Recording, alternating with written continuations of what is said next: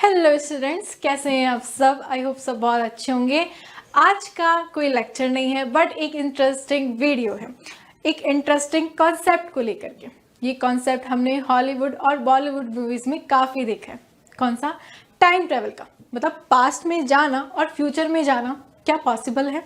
क्या ऐसा scientifically possible हो सकता है कि कोई कैरेक्टर या फिर आप और मैं फ्यूचर में चले जाएं या पास्ट में चले जाएं? कैसा हो सकता है? Well yes, according to Einstein ऐसा पॉसिबल है, बट उसको समझने के लिए आपको थोड़ी बहुत फिजिक्स समझनी पड़ेगी। टाइम ट्रैवल के कॉन्सेप्ट को समझने के लिए हमें आइंस्टाइन की दो थ्योरीज को समझना पड़ेगा। First is special theory of relativity and general theory of relativity. What is special theory of relativity and general theory of relativity? देखो, special theory of relativity and general theory of relativity में से special theory पहले आई थी and then general theory of relativity आई थी। इन theories में आइंस्टाइन ने एक्सप्लेन किया कि टाइम एब्सोल्यूट नहीं होता, मतलब टाइम कांस्टेंट नहीं होता, लेंथ कांस्टेंट नहीं होती, और साथ ही स्पेस टाइम कर्वेचर के बारे में बताया। तो एक एक करके हम इन थ्योरीज को अच्छे से समझते हैं और देखते हैं कि हम टाइम ट्रैवल कैसे कर सकते हैं या फिर ब्लैक होल क्या होता है। काफ़ी क्यूरियोसिटी रहती है हमें मूवीज़ में, और काफ़ी सारे वीडियोस में हम ब्लैक होल के बारे में सुनते हैं। बहुत मिस्टीरियस चीज़ लगती है। ब्लैक होल है क्या? और कोई कोई ये भी कहता है कि ब्लैक होल से हम टाइम ट्रैवल कर सकते हैं, मतलब ब्लैक होल में जा कर के आप किसी दूसरे टाइम में चले जाएंगे। क्या ऐसा भी हो सकता है? Let's see. तो थ्योरी में से हम सबसे पहले पढ़ते हैं general theory of relativity. What is general theory of relativity?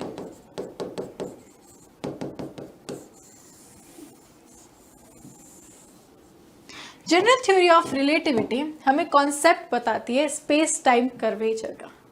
What is space time curvature?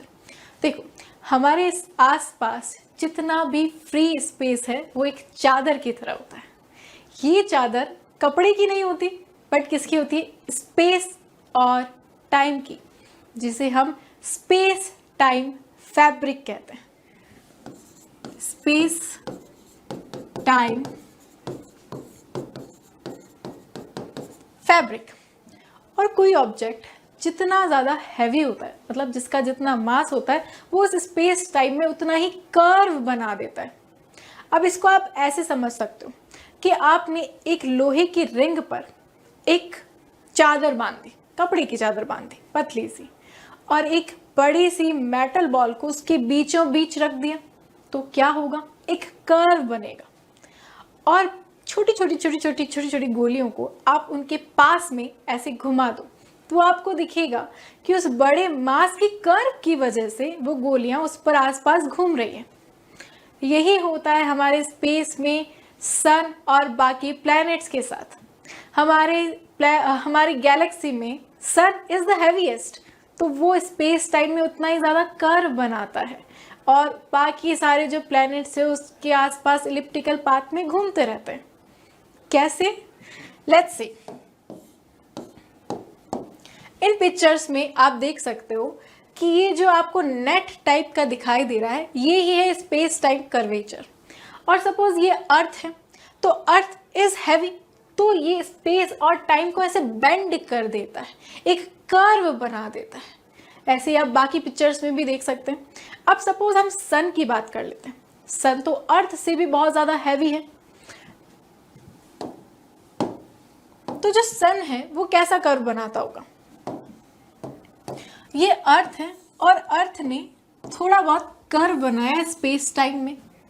अब सन इससे बहुत ज़्यादा हैवी है, तो वो कितना कर्व बनाता है? वो इतना कर्व बना देता है, ये सन,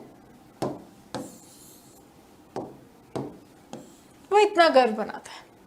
अब इतने कर्व बनाने की वजह से, इसकी कर्वेचर की वजह से अर्थ इसके आसपास घूमती रहती है, जिसे हम ग्रेविटी कहते हैं।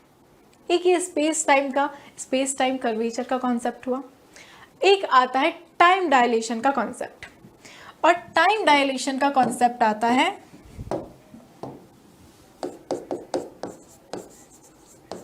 स्पेशल थ्योरी ऑफ रिलेटिविटी से।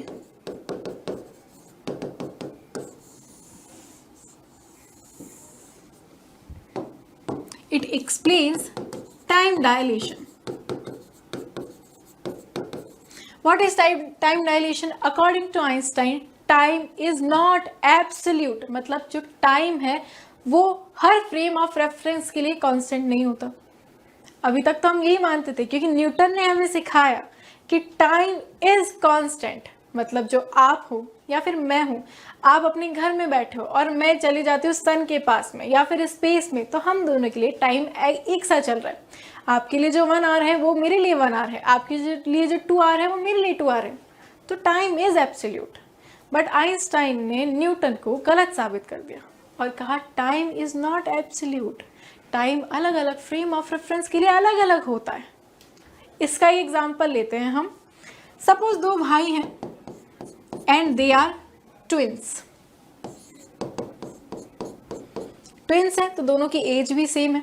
सपोज ये है 10 इयर्स का और ये भी है 10 इयर्स का। इसका नाम रख देते हैं हम मोनू और इसका नाम रख देते हैं हम Jonu. Let's say he is Monu and he is Jonu.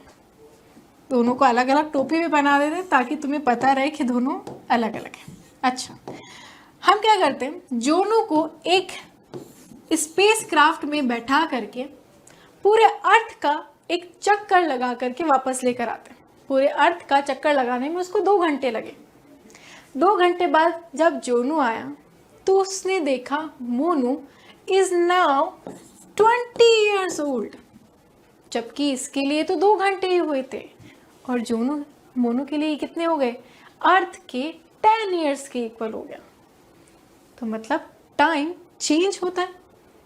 नहीं मैम, आप मन गढ़ंत कहानियां बता रहे हो। ऐसा रियल में एक एक्सपेरिमेंट हुआ था। एक्सपेरिमेंट में 2 ट्विन तो नहीं थे बट 2 क्लॉक्स थी।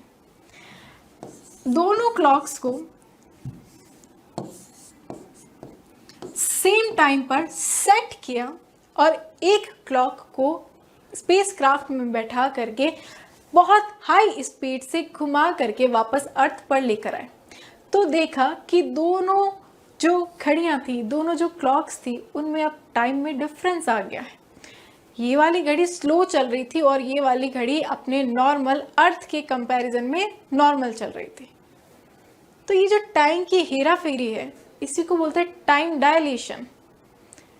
टाइम डायलेशन होता क्यों है वो भी देखेंगे, बट टाइम डायलेशन होता कैसे कैसे हो सकता है।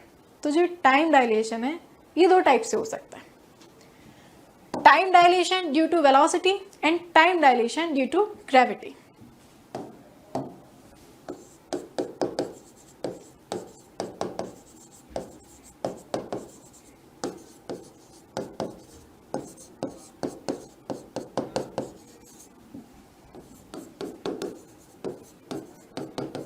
Time dilation due to gravity. Velocity की वजह से भी टाइम स्लो हो सकता है, ग्रेविटी की वजह से भी टाइम स्लो हो सकता है। वेलोसिटी की वजह से कैसे? अब देखो, तुम्हें बहुत हाई वेलोसिटी चाहिए इसके लिए। क्या मैम नॉर्मली भी होता है ऐसा जैसा आप बोल रहे हो? क्या स्पेसक्राफ्ट में भेजे बिना हमारा टाइम में कुछ फर्क आता है? यस, आता है। एक एग्जांपल लेते हैं कि सपोज एक पार्क है और एक आपका दोस्त है और एक आप हो। आपका दोस्त अपनी जगह पर खड़ा है और आप पार्क का एक चक्कर लगा के आते हैं। बहुत बड़ा पार्क है, पार्क का एक चक्कर लगा के आते हैं। तो आप दोनों के टाइम में डिफरेंस आ जाएगा। यू आर, जो आप पार्क से चक्कर लगा के आए, you are now 0.0000000003 seconds younger than him. बहुत कम टाइम में you are this second younger than him. तो मैम हम दौड़ते रहे जवान हो जाएंगे, बट ये बहुत कम टाइम होता है, ज़्यादा देखा नहीं जा सकता। अगर हम स्पीड को बहुत ज़्यादा हाई कर दें तो ये टाइम नोटिसेबल होता है। स्पीड के लिए हम स्पेसक्राफ्ट का यूज़ कर लेते हैं और इस स्पेसक्राफ्ट को हम बहुत हाई स्पीड से, जितनी ज़्यादा हो सकती है, and highest speed of light speed, that is called 3 × 10⁸ metre per second, इतनी वेलोसिटी के आसपास की वेलोसिटी से, इतनी वेलोसिटी के आसपास की वेलोसिटी से हम इस स्पेसक्राफ्ट को चलाते हैं। तो सपोज इस स्पेसक्राफ्ट को यहाँ से यहाँ तक जाने के लिए कितना डिस्टेंस कवर करना पड़ा, x डिस्टेंस कवर करना पड़ा, let's say delta x distance cover करना पड़ा। यहाँ से यहाँ तक उसको टाइम गैप कितना लगा, डेल्टा t टाइम गैप लगा। Velocity is equals to displacement upon में टाइम, तो it is equals to delta x upon में डेल्टा t। अब यहाँ पर वेलोसिटी इज लाइट की वेलोसिटी, एंड लाइट की velocity is always constant. It is always constant. Light की velocity जब कांस्टेंट होती है, अब ये डिस्टेंस की हेरा फेरी की वजह से यहाँ पर डेल्टा t की वैल्यू कम हो जाती है।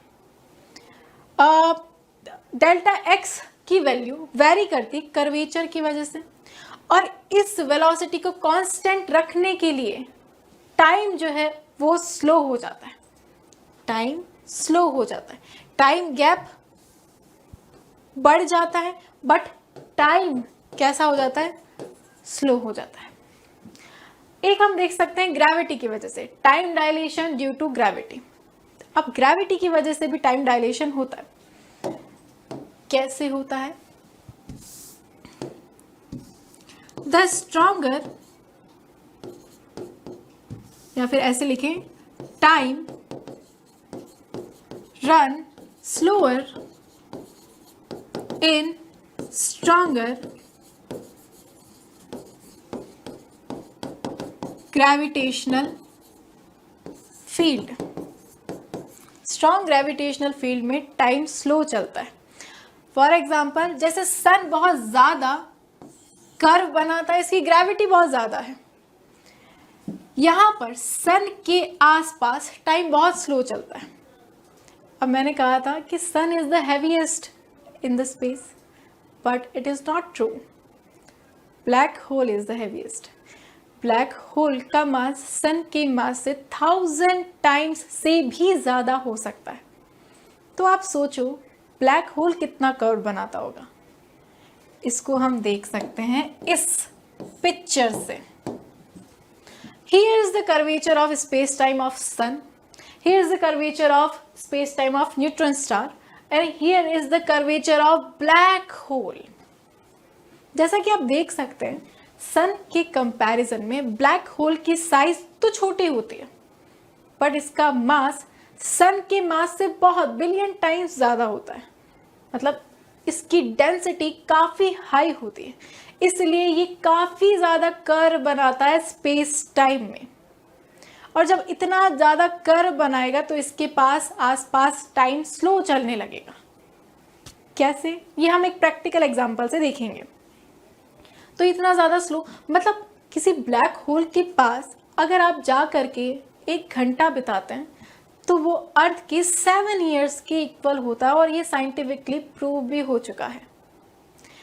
एक मूवी आई थी, हॉलीवुड की मूवी इंटरस्टेलर। उस मूवी में ये कहानी थी कि एक साइंटिस्ट होता है और वो ब्लैक होल के पास किसी प्लैनेट पर जाता है और वहाँ पर 3-4 घंटे बिता कर आता है। जब वो अर्थ पर आता है तो उसकी बेटी बूढ़ी हो चुकी थी एंड वो अभी तक जवान था। तो ब्लैक होल के आसपास टाइम बहुत स्लो चलता है क्योंकि स्पेस टाइम कर्व बहुत ज़्यादा होता है। अच्छा, अब ये स्पेस टाइम कर्व बहुत ज़्यादा होने की वजह से टाइम कैसे स्लो हो गया, तो इसको समझते हैं हम एक प्रैक्टिकल एग्जांपल से, और उसी से हम टाइम ट्रैवल का कॉन्सेप्ट भी समझेंगे। सपोज बच्चों कि एक स्पेस टाइम शीट है, यहाँ पर स्पेस टाइम की एक चादर है। ये स्पेस टाइम हमें दिखाई नहीं देता, बस आसपास होता है। तो ये जो स्पेस टाइम की शीट है, इस स्पेस टाइम में तुम्हें एक पॉइंट से दूसरे पॉइंट पर जाना है। सपोज तुम्हें ए पॉइंट से बी पॉइंट तक जाना है, तो तुम्हें इतना डिस्टेंस तो कवर करना ही होगा। Let's call it x distance. और इतना डिस्टेंस कवर करने के लिए तुम्हें थोड़ा टाइम भी लगेगा। Suppose you are going with constant velocity of time, क्योंकि आइंस्टाइन के अकॉर्डिंग लाइट की वेलोसिटी कांस्टेंट है, वो चेंज नहीं हो सकती, वो हर फ्रेम ऑफ रेफरेंस में सेम रहती है।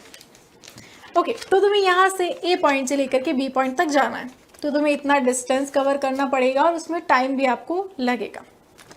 अगर किसी हैवी ऑब्जेक्ट की वजह से ये स्पेस टाइम कर्व बेंड हो जाए ऐसे, तो अब आपको ए पॉइंट से बी पॉइंट तक जाने के लिए इतना ज़्यादा डिस्टेंस कवर करना पड़ेगा, इतना ज़्यादा डिस्टेंस कवर करना पड़ेगा। डिस्टेंस बढ़ गई। डिस्टेंस बढ़ने की वजह से वेलोसिटी को कांस्टेंट रखने के लिए टाइम को स्लो होना पड़ता है। v is equals to x upon में टी। अगर यहाँ पर डिस्टेंस बढ़ रही है तो टाइम को उतना ही स्लो होना पड़ेगा ताकि वेलोसिटी, लाइट की वेलोसिटी कांस्टेंट बनी रहे। तो कर्व की वजह से टाइम स्लो हो जाता है। अब जितना ज़्यादा कर्व होगा टाइम उतना ही स्लो होगा। सन जो है वो थोड़ा कर्व बनाता है, हमारा अर्थ उससे भी थोड़ा कर्व बनाता है, लेकिन ब्लैक होल बहुत ज़्यादा कर्व बनाता है और इसका स्ट्रेच इतना ज़्यादा होता है।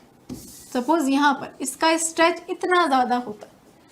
इतने स्ट्रेच होने की वजह से टाइम भी स्ट्रेच हो जाता है, स्लो हो जाता है, इसलिए ब्लैक होल के आसपास टाइम स्लो होता है। अब हमारा मेन क्वेश्चन कि हम टाइम ट्रैवल कैसे कर सकते हैं। टाइम ट्रैवल भी हम इसी कॉन्सेप्ट से कर सकते हैं, टाइम डायलेशन और स्पेस टाइम कर्वेचर से। वापस ये एग्जांपल लेते हैं। हमें ए पॉइंट से बी पॉइंट तक जाना था।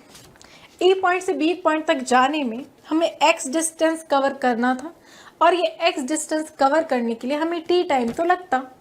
तो मतलब ये जो बी पॉइंट है ए पॉइंट का फ्यूचर है, क्योंकि ये इतने टाइम बाद ही आएगा।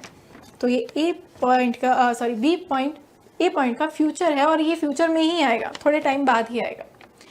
अगर मैं ऐसे कर्व फाइंड करके एक वर्म होल बना दूं, मतलब मैं ए से लेकर के बी तक ऐसे एक छेद बना दूं जिसको हम वर्म होल कहेंगे, तो मैं ए से लेकर के बी तक कितने टाइम में पहुंच जाऊंगी? बिल्कुल नेग्लिजिबल टाइम में। मतलब मैं फ्यूचर में टाइम से पहले पहुंच गई, है कि नहीं? तो ये कॉन्सेप्ट होता है टाइम ट्रैवल का। अब क्वेश्चन ये कि जो वर्म होल है, क्या इसको हम क्रिएट कर सकते हैं? क्या अभी तक क्रिएट किया गया है या फिर कैसे क्रिएट कर सकते हैं? वर्म होल क्रिएट करना इतना इजी नहीं है। इसके लिए पहले तो आपके पास कर्वेचर होना चाहिए, स्पेस टाइम का कर्वेचर होना चाहिए बहुत हैवी ऑब्जेक्ट की वजह से। एंड देन आपके पास एक वर्म होल क्रिएट होना चाहिए। वर्म होल क्रिएट करने के लिए काफ़ी ज़्यादा नेगेटिव एनर्जी की ज़रूरत होती है और ये नेगेटिव एनर्जी अभी तक फाइंड नहीं हुई है। तो अभी तक हम टाइम ट्रैवल तो नहीं कर पाए, बट इसका कॉन्सेप्ट एकदम रियल है। ये कोई मनगढ़ंत कहानी नहीं है, ऐसा पॉसिबल है और ये साइंटिस्ट भी मान चुके हैं कि ऐसा पॉसिबल है, बट अभी तक हो नहीं पाया। तो आप मुझे इस पर अपना ओपिनियन बताओ कि आप क्या कहते हो? क्या आप इस थ्योरी पे बिलीव करते हो?